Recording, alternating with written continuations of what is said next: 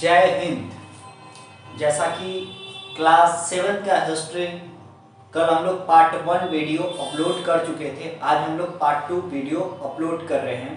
मतलब इसको एनसीईआरटी को समझाने की एनसीईआरटी को किस तरह से पढ़ा जाता है उस टॉपिक को हम आपको समझाने की प्रयास कर रहे हैं। जो अध्याय 2 है, जो क्या है, अध्याय 2 में नए राज्य और उनके राज्य। तो इसमें मेन इम्पोर्टेंट पॉइंट को हम आप सभी को सामने शेयर करेंगे और उसको आप अपने नोटबुक में नोट करेंगे। और ये महत्वपूर्ण एनसीईआरटी सीरीज को माना जाता है। चाहे आप किसी भी वनडे एग्जाम करें, चाहे बीपीएससी के करें, ये बिना बेस के बिना आप आगे नहीं कर सकते हैं। तो आज हमारे पास में इस टॉपिक को चलिए हम स्टार्ट करते हैं। जो पार्ट 2 वीडियो होगा, आज मेरा पार्ट 2 वीडियो है जिसको प्रशासनिक भूमि अनुदान। तो देखिए, प्रशासनिक भूमि अनुदान के रूप में यहाँ पर में हमारे पास में दी गई है। और यहाँ पर में आपको पॉइंट को समझना पड़ेगा कि इसमें क्या था। 12वीं सदी में कलहन में कश्मीर पर चर्चा आलोचना के बारे में मिला, यानी वहां की प्रशासन जितना भी था ना, तो यही सब बारे में सामाजिक विद्वानों ने प्रशासनों के रूप में यहाँ पर में देखिएगा तो आपको आलोचना के रूप में मिली गई है। तो मेन पॉइंट आपको यहाँ तक आपको याद करना है कि कलहन ये कहाँ से चर्चा मिली है, कश्मीर के। आलोचना किसकी, उसकी नीति के खिलाफ होगा। यानी हम देखेंगे कि धन के लिए किस तरह से युद्ध लड़ा जाता था और कौन कौन सी पॉइंट पर था। देखिए, धन के लिए अनुदान। अब देखिए, अनुदान का मतलब देना। त्रिपक्षीय संघर्ष कहां पर में हुआ था, कन्नौज में, जो गंगा के इलाका में था। यह 3 इसमें था। इसमें शासक कितना था, गुर्जर प्रतिहार, राजपूत, पाल वंश। तो आपका ऑब्जेक्टिव में पूछ देगा दोस्तों कि त्रिपक्षीय संघर्ष कहां पर में हुआ था, कन्नौज में। कहां पर में, गंगा के घाटी पे हुआ था। और उसका गुर्जर प्रतिहार था, फिर राजपूत था और पाल वंश था। आखिर ये क्यों होती थी, पॉइंट को समझना है कि आखिर ये क्यों होती थी। अब देखिएगा, एक सोमनाथ मंदिर की चर्चा हमें मिली गई है। कहां पर में, सोमनाथ मंदिर के चर्चा मिली गई है। कहां पर में मिली गई है, आखिर क्या वजह होगी और इसके पीछे इंपैक्ट क्या काम है। तो देखिए, मंदिर को 17 बार, मतलब मंदिर पर ये लोग कोची आक्रमण करते थे। आखिर मंदिर पर क्यों आक्रमण करेंगे, क्योंकि देखिए यहाँ पर में क्या है कि बड़े मंदिर का निर्माण सत्ता के संसाधन के रूप में प्रयास करते होंगे। एक दूसरे का आक्रमण मंदिर पर भी अपना निशाना बनाते थे और बहुत अधिक संपन्न होते थे। यानी मंदिर पर क्यों आक्रमण करते थे, मंदिर पर इसीलिए आक्रमण करते थे ना, ताकि वहां धन संग्रह ज्यादा रहता था।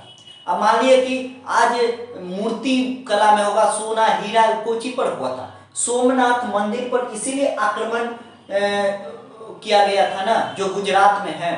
इसीलिए क्योंकि वहां पर में कोची धन संग्रह ज्यादा था, वहां के मंदिर में सोना बहुत ज्यादा था। इसीलिए 17 बार आक्रमण किया गया सोमनाथ मंदिर पर। कितना बार, 17 बार। क्यों, क्योंकि इसके विजय प्राकृतिक संसाधन के रूप में था। यानी धन यहाँ पर में इस मंदिर के पास में बहुत सारे धन के रूप में था, जिसके वजह से यहाँ पर जो आक्रमण आते थे, इसीलिए मंदिर को इसीलिए निशाना बनाते थे, क्योंकि मंदिर जो रहता है ना, वह एक धार्मिक केंद्र के साथ साथ वहां पर में अर्थव्यवस्था के रूप में भी कार्य के रूप में माना जाता है। तो आपको समझ में आ चुका होगा कि सोमनाथ मंदिर पर क्यों आक्रमण की गई, इसके पीछे क्या कारण था और इससे इंपैक्ट क्या है। तो सोमनाथ मंदिर पर इसीलिए आक्रमण किया जाता था कि वहां मंदिर बहुत विशाल था और वहां पर में सोना हीरा, मतलब जो भी प्राकृतिक संसाधन के रूप में रहते थे, तो वहां के धन को लूटने की भावना को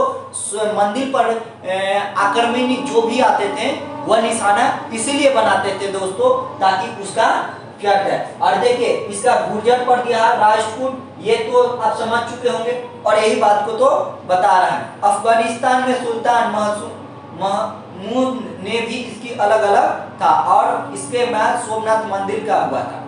देखिए सुल्तान महमूद ने जीते गए और इसके अलग अलग किताब उल लिखा, किताब उल हिंद आज भी इसको सामाजिक आर्थिक खगोलीय पर इसको कोची है, ये किताब को दर्शाया गया है। तो मेरी बात को आपको यहाँ तक ले पॉइंट को आपको समझ में आ चुका होगा कि इसके पीछे क्या रीजन था, सोमनाथ मंदिर क्यों लुटाया और इसके पीछे भूमि अनुदान से मतलब क्या था। दोस्तों अब देखते हैं हम लोग कि फिर पॉइंट की भव मंदिर कांस मूर्ति, माने कांस मूर्ति का मतलब क्या हुआ। देखिए कांस मूर्ति को मैं आपको एनसीईआरटी में दिखा देना चाहते हैं ताकि देखिए ये आपके पास में यही है, देख रहे हैं यहाँ पर देख रहे हैं ना, तो ये कांस मूर्ति के रूप में दिखाया गया है। दोस्तों ये कांस मूर्ति राजेंद्र प्रथम द्वारा बनाई गई थी जिसे तंजावुर को ये यहाँ पर में दी गई है। तो आपका ऑब्जेक्टिव बन सकता है कि तंजावुर की किसने बनाया था और राजेंद्र प्रथम बनाया था कि द्वितीय बनाया था। मंदिर का निर्माण यही करवाए थे। क्यों करवाए थे?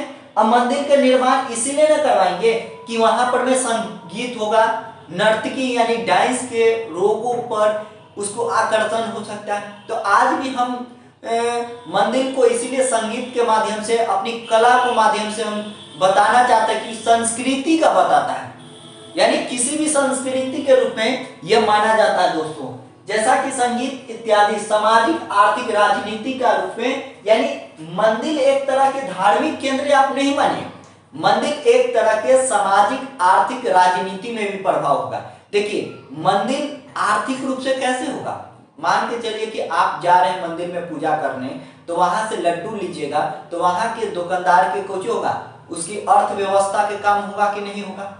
मान लीजिए कि आप जा रहे हैं फूल की दुकान पर, वहां फूल माली वाला होगा, तो आप उससे फूल लिए हैं तो उसकी घर की अर्थव्यवस्था चला कि नहीं चला। इसीलिए हम कह सकते हैं कि मंदिर एक मतलब धार्मिक न बल्कि आर्थिक रूप में भी इसका रूप में बहुत बड़ी भूमिका निभाती है। जहां जहां विशाल मंदिर है वहां वहां पर आप देखिएगा कि वहां पर लोग भीड़ लगा रहता। क्यों? क्योंकि वहां पर में जाएगा तो उसकी अर्थव्यवस्था के रूप में सामाजिक आर्थिक राजनीति में अधिक भूमिका निभाती है। तो आप सभी को समझ में आ गया कि इसका प्रभाव आर्थिक राजनीति, यानी आर्थिक राजनीति उस समय के शासक कौन होगा, और संस्कृति का प्रभाव पड़ेगा कि मेरी संस्कृति किस प्रकार के है और किस प्रकार के है नहीं, यही बात को पूछिए। अब देखिए कांस क्या है, सॉरी यहाँ पर मैं लिखा है कांस प्रतिमा चोल वंश का प्राप्त हुआ है। तो पूछ देगा कि कांस वंश कहां पर है, चोल वंश का था। अब देखिए कृषि और सिंचाई, देखिए कावेरी नदी जो था, ये कावेरी नदी जो था वो उपजाऊ वाला क्षेत्र है। जहां जहां गंगा के सटे हुए इलाका होगा वहां वहां कुछ होगा अलग अलग चीजों में भी, यानी जहां गंगा के चीज में होगा, ये पढ़ने की चीजें नहीं केवल आपको समझ जा रहे, यानी कहां कहां पर में था। अब देखिए दोस्तों हमारे पास में क्या है, मोस्ट इंपोर्टेंट क्वेश्चन कि सामाजिक प्रशासन उस समय के क्या था, यानी साम्राज्य और प्रशासन कैसा था। कुल का अर्थ होता है किसान की बस्ती में समृद्ध माना जाएगा, यानी कुल का अर्थ क्या होगा, यानी किसान जो होगा उसको समृद्ध के रूप में माना जाएगा, यानी किसान को उल का शब्द उपयोग है। यूपीएससी पूछ सकता है कि उल के अर्थ क्या होता है, बहुत ऐसा प्रश्न होता है जिससे उल का अर्थ क्या होता है, बस्ती और मजबूत और बहुत बड़ा किसान के रूप में माना जाता है। तो आपको यह पॉइंट मोस्ट इंपोर्टेंट क्वेश्चन होगा। अब देखिए नाडु का अर्थ क्या होता है, डायरेक्ट पूछेगा कि नाडु का अर्थ इनमें से कौन सा है या है, तो नाडु का अर्थ होता है ग्राम परिषद और न्याय करने कर के रूप में प्रशासन, यानी नाडु का अर्थ होता है कि ग्राम में जो प्रधान होगा उसे नाडु से इसका उपयोग किया होगा।